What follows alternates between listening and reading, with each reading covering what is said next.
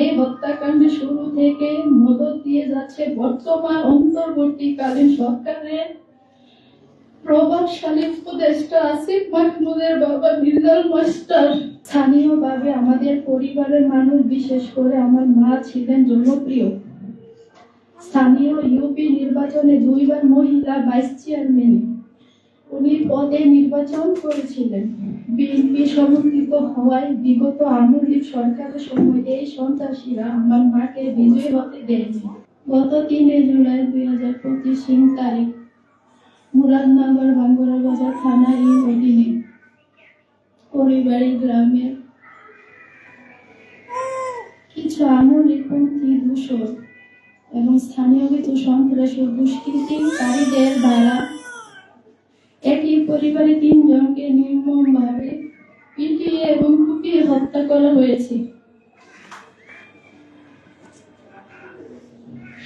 আমি সেই পরিবারের একজন সদস্য। একই ঘটনায় আমি নিজেও মারাত্মকভাবে জখম ও আহত হয়েছিলাম। আপনারা হয়তো গণমাধ্যমে তা দেখেছেন। এক অসহায় নারীর মাথায় অসংখ্য কোপের জখম এবং শরীরে অসংখ্য আঘাত করা হয়, যা মৃত্যু শয্যায় যাওয়ার অবস্থা হয়েছিল। সে কতভাবে অসহায় নারীটি আমি নিজেই। আমাকে আল্লাহ হয়তো প্রাণ ভিক্ষা দিয়েছেন বলে বেঁচে আছি। একই সাথে এটিও বলতে চাই, আমার মা ভাই বোনের নির্মম হত্যার সাথে জড়িতদের বিচার দেখার জন্য হয়তো আল্লাহ আমাকে বাঁচিয়ে রেখেছেন। জানি না এমন নির্মম হত্যার বিচার দেখে যেতে পারবো কিনা, কারণ প্রতিনিয়ত হুমকির মুখে আছে আমাদের বেঁচে যাওয়া সকল সদস্যরা।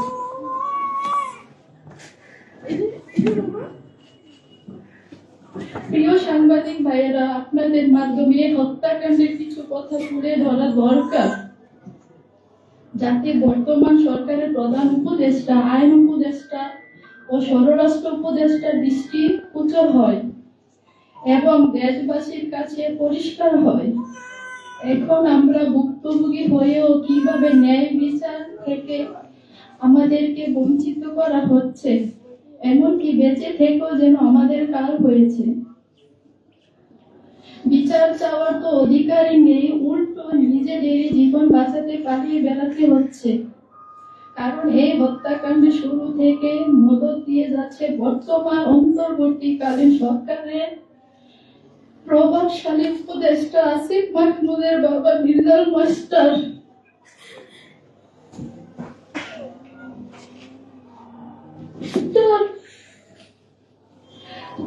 তার প্রভাব এবং সাহসে এমন হত্যাকাণ্ড চালিয়েছেন শিমু চেয়ারম্যান ও তার দূষণরা।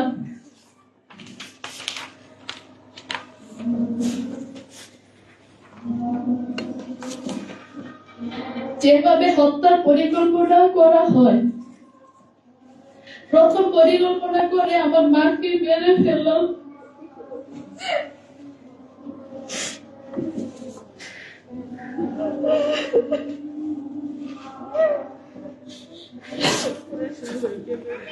পরে প্রশ্ন আসে, ওনাকে মারলে তার ছেলে মেয়েরা বিচার প্রাপ্তি হবে, তাই পরিবারের সবাইকে মেরে ফেলার সিদ্ধান্ত হয়। আমি জানি না আমার বক্তব্য আজকে শেষ করতে পারবো কিনা। আমার মা একটি বিল্ডিং নির্মাণ করার কারণে মূলত স্থানীয়দের প্রতি হিংসা শুরু হয়। 1 নম্বর শিমুল বিল্লাল চেয়ারম্যান চেয়েছিল আমাদের বিল্ডিং তার কাছে কন্ট্রাক্ট দিয়ে তার লোকদের মাধ্যমে কাজ করাতে। আমার মা তা করেননি, কারণ আমার বাবা ভাই বিদেশ থেকে অল্প অল্প টাকা পাঠিয়েছে, আর আমার মা সহ আমরা 3 বোন জোগাড়ি দিয়ে 2-1 মিস্ত্রি রেখে আস্তে আস্তে কাজ করিয়েছি।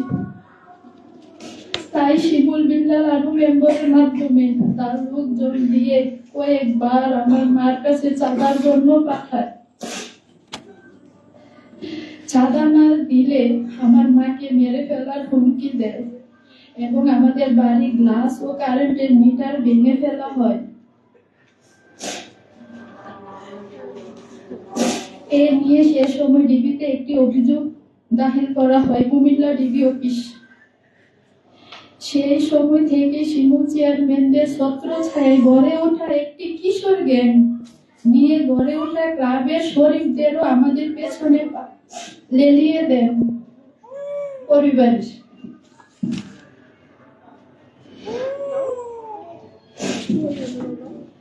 শরীফ চেয়েছিল তার সংগঠনের লোকের কাছ থেকে ইট নিতে, না নিলে প্রতি এক গাড়ি ইট থেকে তার সংগঠনকে 500 করে টাকা দিতে হবে। এ চাঁদার কিছু অংশ বাচ্চু মেম্বার পাবে। আমার মা তা দেয়নি, কারণ আমার মা আনসিজনে ইট বাতাকে টাকা দিয়ে রাখতো এবং সিজনে ইট আনতো। স্থানীয়ভাবে আমাদের পরিবারের মানুষ, বিশেষ করে আমার মা ছিলেন জনপ্রিয়। স্থানীয় ইউপি নির্বাচনে 2 বার মহিলা ভাইস চেয়ারম্যান উনি পদে নির্বাচন করেছিলেন। বিএনপি সমর্থিত হওয়ায় বিগত আওয়ামী লীগ সরকারের সময় এই সন্ত্রাসীরা আমার মাকে বিজয়ী হতে দেয়নি। উল্টো জনপ্রিয়তার ঈশান্বিত হয়ে তখন থেকে হয়রানি করার জন্য বিভিন্ন মামলা দিয়ে আসতেছিলেন। এমনকি মানহানি করার জন্য মাদকের মতো মামলাতেও আমার মায়ের নাম দিয়ে বদনাম করার অপচেষ্টা করে আসছিলেন।